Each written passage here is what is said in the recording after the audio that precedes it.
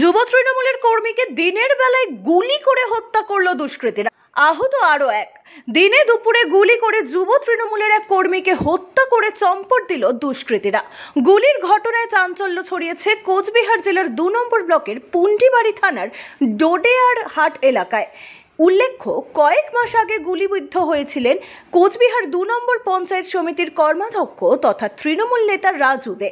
কোচবিহারে ফের যুব তৃণমূলের এক কর্মী গুলিবিদ্ধ হয়ে মৃত্যু হলো। আজ দুপুরে বন্ধুদের সাথে কোচবিহারে ডোডেয়ারহাট এলাকায় দাঁড়িয়ে গল্প করছিলেন তৃণমূলের যুব নেতা তথা স্থানীয় গ্রাম পঞ্চায়েত প্রধানের ছেলে অমর রায়। সেই সময় কয়েকজন দুষ্কৃতী বাইকে করে এসে খুব কাছ থেকে অমর রায়কে লক্ষ্য করে মাথায় গুলি করে।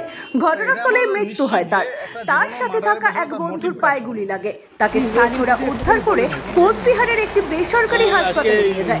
স্থানীয়রা জানান, দুষ্কৃতীরা দুজনকে গুলি করার পর এলোপাথারি ভাবে গুলি ছুটতে ছুটতে পালিয়ে যায়।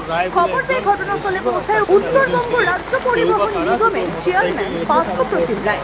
দিনের বেলায় একজনকে হত্যা করার জন্য নিরাপত্তা ব্যবস্থাকে দায়ী করেন তিনি। ঘটনাস্থল পরিদর্শন করেন কোচবিহার জেলার পুলিশ সুপার দুটি মান Bhattacharya. Bureau report, Falakata Times. এই গাড়িটা একটা পাওয়া গেল, এই গাড়িটা কি বিষয় যদি একটু বলো। গাড়িটা করে ওরা এসেছিল।